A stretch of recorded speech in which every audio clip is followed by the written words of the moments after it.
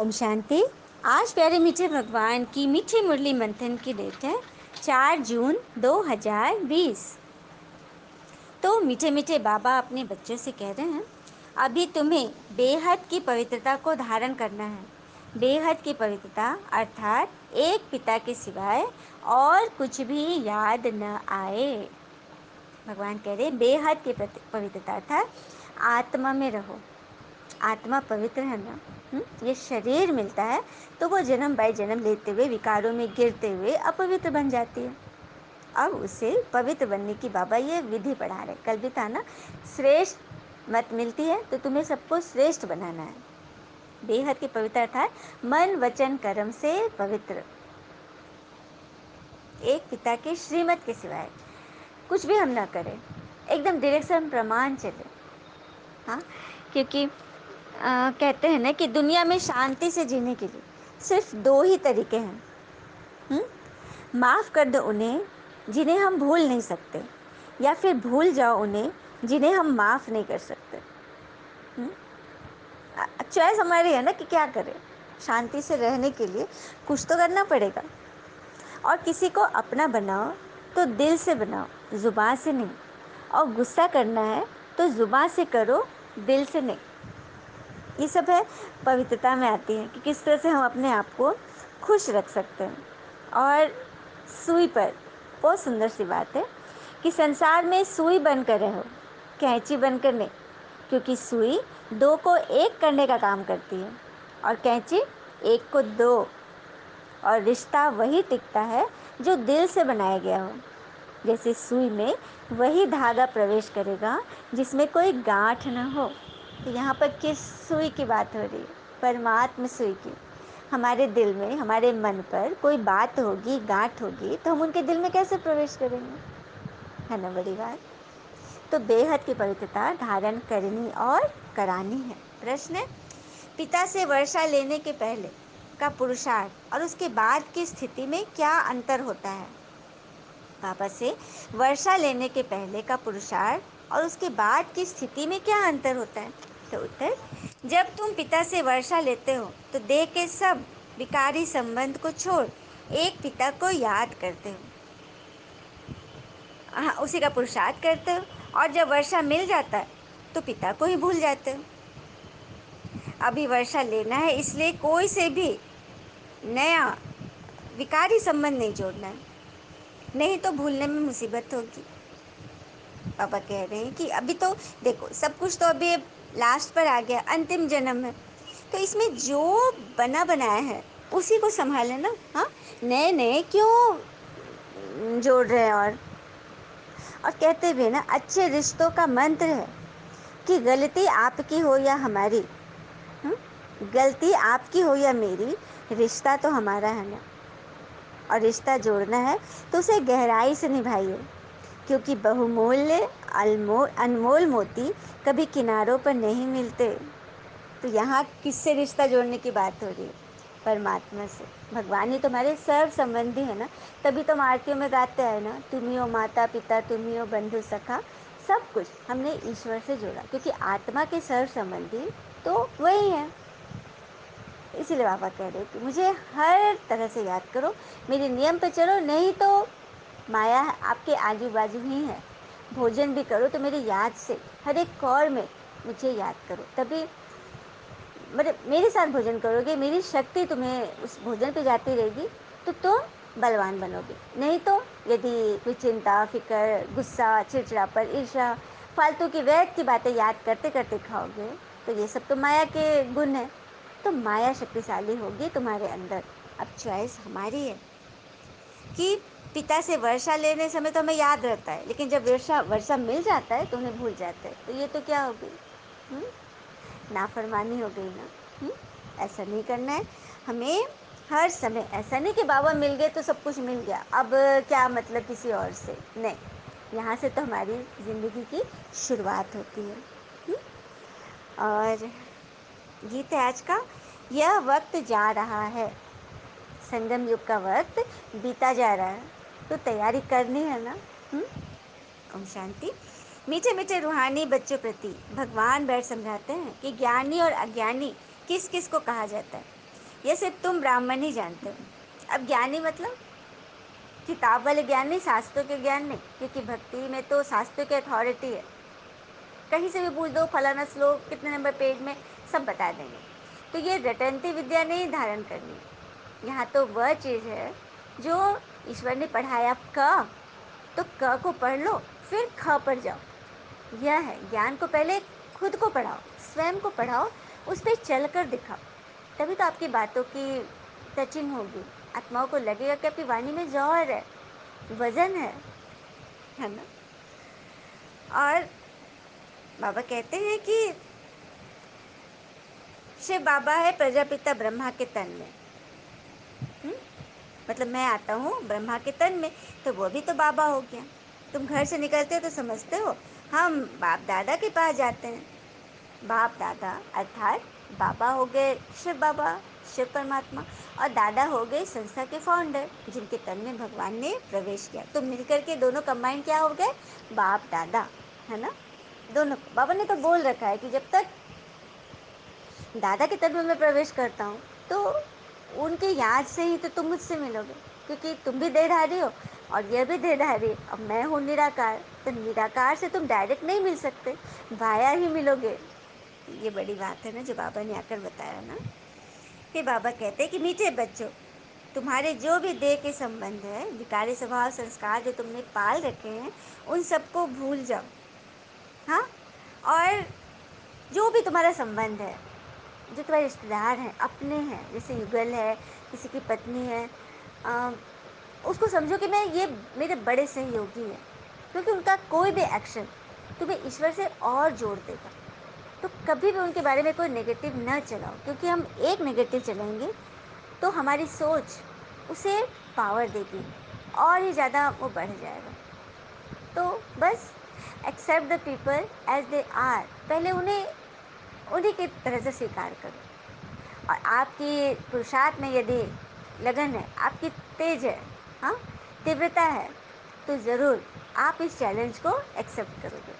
और भगवान बैठा है ना मदद करने के लिए। ईश्वर में निश्चय तो रखो। सब कुछ बाबा से शेयर करो, कोई भी प्रॉब्लम है भगवान को बताते जाओ, क्योंकि वो तो आपको हर घड़ी, हर पल, हर सेकंड देख रहे हैं ना। उनके सीसीटीवी में आपकी फुटेज निरंतर चल रही है ना।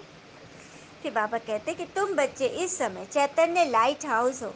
तुम्हारी एक आंख में मुक्ति धाम, दूसरी आंख में जीवन मुक्ति धाम है। मुक्ति धाम अर्थात परम धाम, मोक्ष धाम, निर्वाण धाम, ब्रह्मलोक, परलोक, हम सुनते आए ना। हाँ, तो हम एक आंख में मुक्ति धाम को देख रहे, क्योंकि हमें जाना तो वही, हमारा घर तो वही है। और दूसरी आंख में जीवन मुक्ति धाम अर्थात सतयुग, स्वर्ग, जीवन मुक्ति, जहाँ जीवन तो रहेगा, शरीर रहेगा, लेकिन हम मुक्त अवस्था में रहेंगे।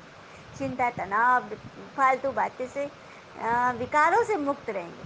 तो वैसी दुनिया में चलना है ना। तो उसको अच्छा, जो अच्छे स्टूडेंट होते हैं वो अपना लक्ष्य कभी नहीं भूलते कि मेरा लक्ष्य क्या है। अब जैसे कोई बैरिस्ट्री पढ़ रहा है, कोई मेडिकल पढ़ रहा है, कोई इंजीनियरिंग है, तो उनके मन में होता है कि हमें तो इंजीनियर बनना ही बनना है।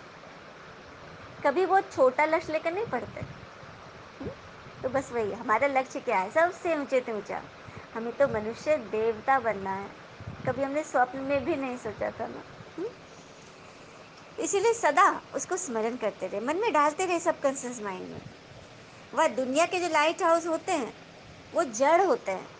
मतलब एक ही जगह फिक्स कर दिया, जैसे बड़ा सा कोई शहर में बीचों बीच लाइट लगाया, एक ही जगह फिक्स किया, और वो उसकी रोशनी उतने तक जाएगी जितना उसने कल भी दिया था, आज भी देगा, परसों भी देगा, उतना ही देगा, उतनी दूर तक देगा, क्योंकि फिक्स है।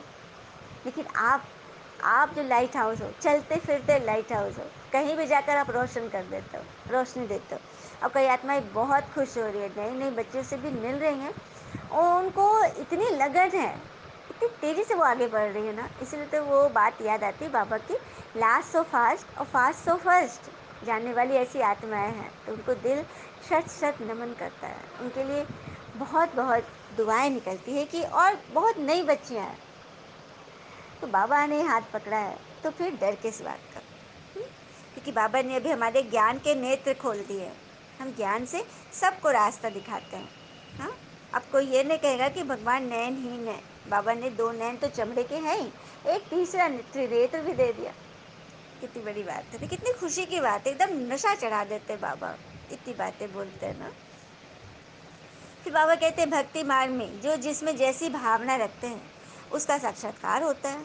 अभी तुम्हारी भावना सबसे ऊंचते ऊंच पिता में है, तो बिगड़ मेहनत बाबा साक्षात्कार कराते रहते हैं, मतलब बाबा अनुभव बताते हैं। एक अनुभव एक माता का, बहुत सुंदर। थोड़े एजेड थी, 60 65 के लगभग एज होगी। तो उसको अपने रिलेटिव के यहाँ शादी में जाना था। तो वो घर से निकले, पर्स वर्स ली थी, शादी का तैयारी, जेवर वेवर पहन लिए थे। तो एक ऑटो वाले को रोकी कि मुझे फलाना जगह जाना है, और जीपीएस खोल के रखी थी कि उससे हम, उसको एड्रेस पता नहीं था। तो ऑटो में बैठे, और उसका ऑटो वाला को शुरू में ही उसने इससे देख लिया कि पूरा नदी वही है। तो वो जिस रूट से ले जा रही थी, तो उसने बोला कि ये बहुत लंबा है, और इसने पहले बोला था कि जल्दी चलाना भैया, मुझे देर हो रही है, मुझे जल्दी पहुंचनी है, विधि विधि शुरू हो जाएगी, शादी की रस्म शुरू हो जाएगी। तो ले जी माता जी एकदम पहुंचा दूंगा। और फिर वो एक दूसरे रास्ते से ले जाने लगा। तो ये माता बोली कि आप तुम दूसरे रास्ते क्यों ले जा रहे हो, मैं जो बता रही हूँ, नहीं वो बहुत लंबा है, आपको जल्दी पहुँचना है ना, मुझे पता है ये शॉर्टकट रास्ता है, और उसे जंगल के रास्ते से ले गया। अब इस औरत को थोड़ा थोड़ा डर भी लगने लगा, और डर लग रहा था तो वो बाबा को याद कर रही थी, बस मन ही मन बाबा को याद कर, क्योंकि अब अकेले सुनसान में वो क्या करेगी। और उसके मन में आ रहा था ड्राइवर के कि सुनसान जगह में जाऊंगा और सारा कुछ इसका पैसे वगैरह लूट लूँगा, और फिर इसको भी उतार के मैं भाग जाऊंगा। तो ये उसकी प्लानिंग थी। और फिर करते करते करते उस ड्राइवर ने उसको उस जगह पे पहुंचा दिया जहां उसको जाना था। लीजिए माता जी आपका वेन्यू आ गया। तो बोली कि अरे मैंने तो तुम्हें बताया नहीं, तुम कैसे पहुंचा दिए हैं सर। तो कैसी बातें करते हो, बताया नहीं, आपके साथ जो बूढ़े बाबा बैठे थे वो मुझे बिल्कुल बता रहे थे दाएं चलो बाएं चलो, और मुझे डांट भी रहे थे क्योंकि मैंने कुछ गलत सोच लिया था। बहुत मुझे उनसे बहुत डर लग रहा था, जिस तरह से मुझे डांट रहे थे, और उन्होंने मुझे एड्रेस बताते हुए यहाँ पहुँचा दिया। उसके बाद में उसने पैसे दिए और वो चला गया। तब से वो माता मन ही मन सोच रही है कि वो बूढ़े बाबा कौन थे। तो बाप दादा आ गए थे, भगवान आ गए थे ब्रह्मा बाबा की शक्ल में, और अदृश्य रूप से उस ऑटो वाले को राह दिखाते रहे और मेरी रक्षा करी।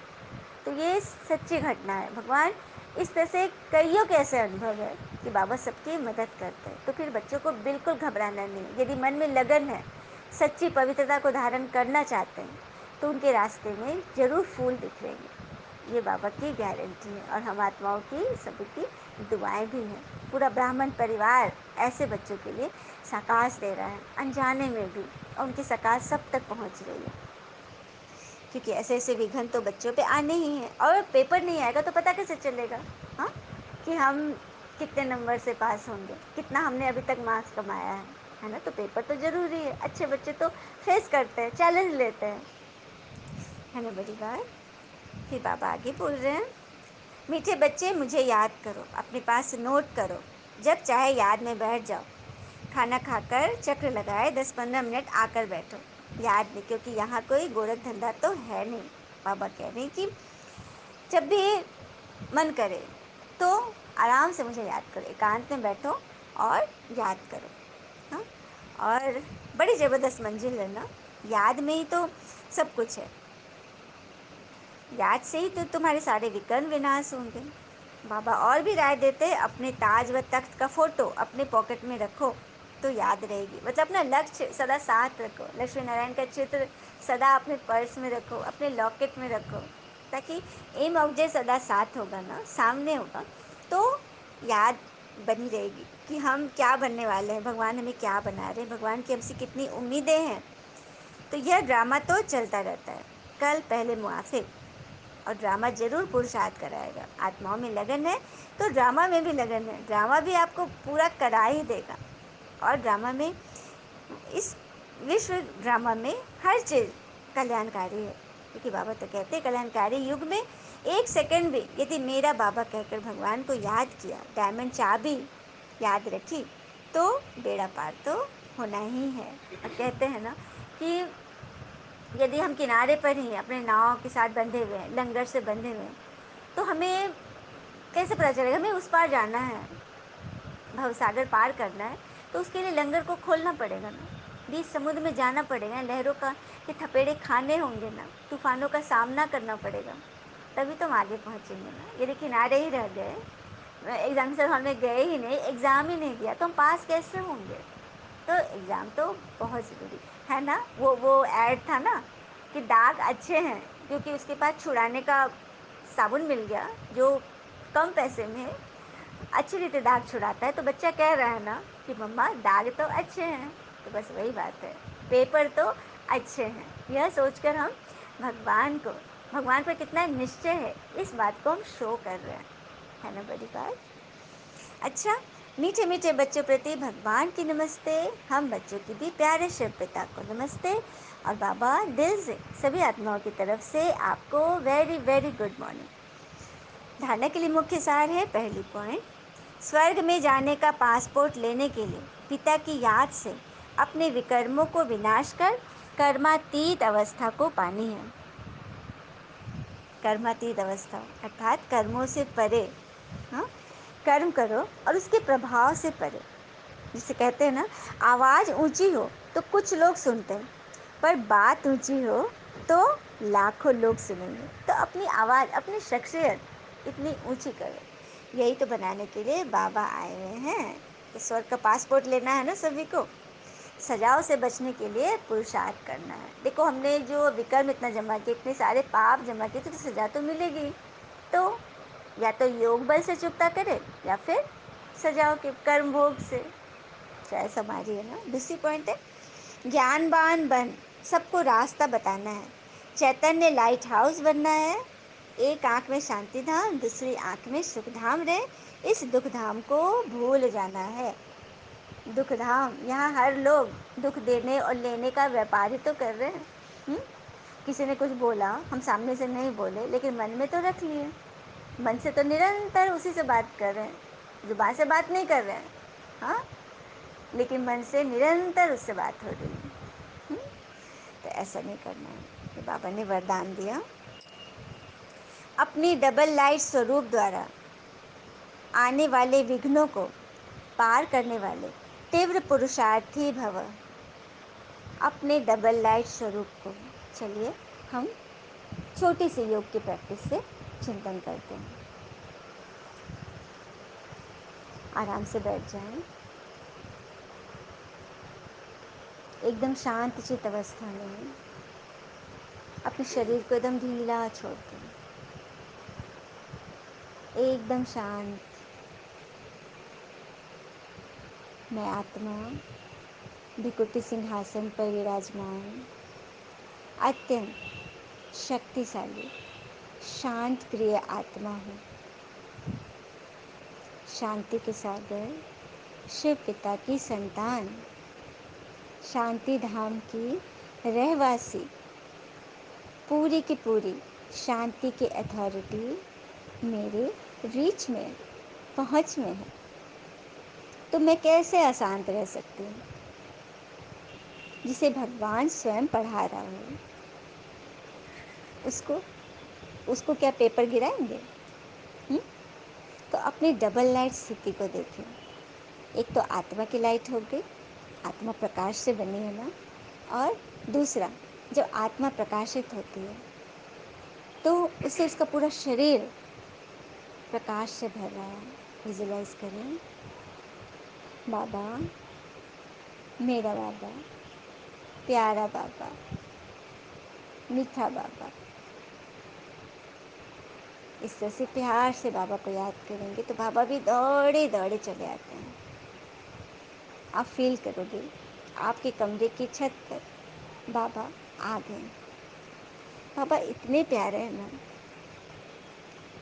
उनके उनके गुणों के महिमा करने के लिए कहते हैं ना कि पूरे सागर को स्याही बना दो, पूरे वनों को कलम बनाओ, पूरी धरती को कागज, फिर भी उनकी महिमा नहीं लिखी जा सकती। वो परमात्मा हमारे एक आह्वान पे दौड़े दौड़े चले आते हैं, लेकिन हम बच्चे उन्हें पुकारते ही नहीं हैं। जो सब कुछ घोर मट्ठा कर देते हैं, बिगाड़ देते हैं, फिर याद करते कि भगवान अब तुम्हारा ही सहारा है, मदद करो। किसी को भी खराब लगेगा नहीं। छोटा बच्चा चारों तरफ सबको बात बोल रहा है, पर प्रॉब्लम में, लेकिन अपने माता पिता को नहीं बोले, और लास्ट में आए कि मम्मी पापा अब आपका ही सहारा है, आप ही बचाओ। तो वही बात है, कुछ भी बात हो ना, सबसे पहले बाबा से शेयर करें, फील करें, अपने आप को चलते फिरते आत्मा देखें, भृकुटी में देखने का प्रयास करें, जहाँ बिंदी लगाते हैं ना, उस बिंदी को देखें कि मैं आत्मा बिंदी परमात्मा बिंदी को याद कर रही हूँ। मन से जैसे ही हम कनेक्ट होंगे ना, बाबा आ जाएंगे।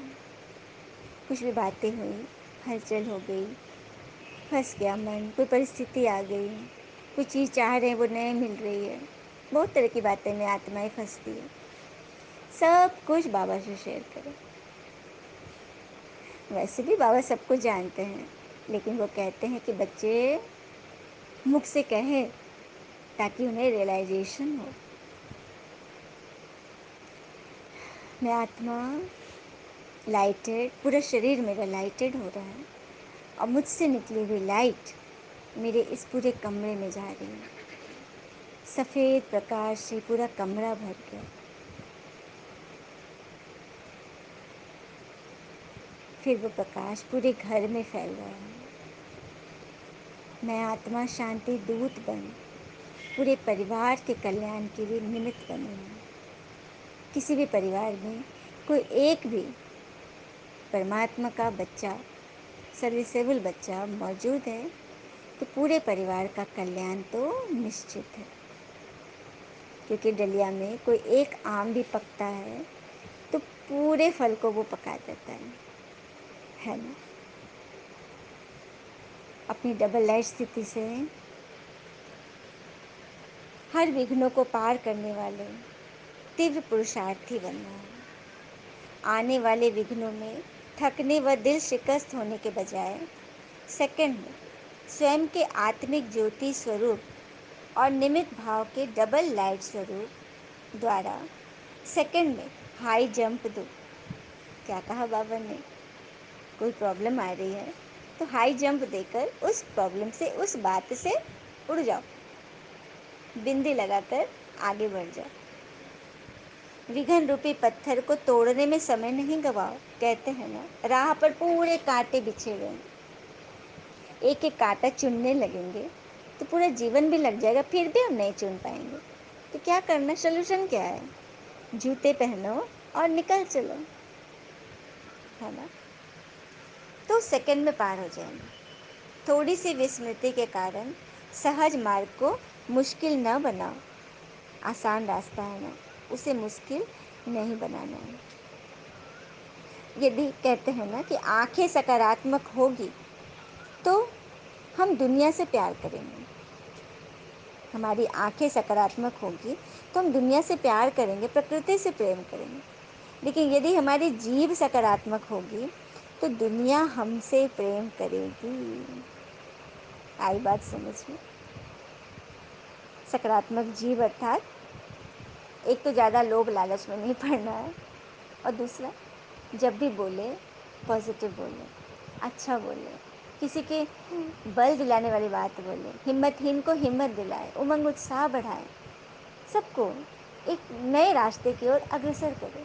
ईश्वर साथ है, ये निश्चय दिलाए, उनका भरोसा रखें, है ना बड़ी बात। तो ऐसे बच्चे श्रेष्ठ मंजिल को स्पष्ट देखते हुए तीव्र पुरुषार्थी बनते हैं। जिस नज़र से भगवान व विश्व आपको देख रही है, इसी श्रेष्ठ स्वरूप में सदा स्थित रहो। सदा ये फील करते रहें कि ईश्वर की आंखें मुझ पर ही टिकी है कि मैं क्या कर रही हूँ। फिर भी हम परवश हैं तो वो भी बाबा देख रहे हैं, हमारे लिए रास्ता ज़रूर निकालेंगे। ये निश्चय हमें विजय दिलाएगी। स्लोगन है, सदा खुश रहना और खुशी बांटना, यही सबसे बड़ा शान है। सदा खुश रहना और खुशी बांटना। तो जो सदा भरपूर रहेंगे खुशी से, वही तो बांटेंगे ना। जो खुद ही खाली है तो किसी को क्या बांटेंगे। और यहाँ तो खुशी का सागर मिल गया, तो क्या अब भी हम प्यासे रहें? है ना। ओम शांति। शुक्रिया मीठे बाबा, वो बाबा के प्यारे प्यारे बच्चे। Thank you Baba. All is well always. ओम शांति।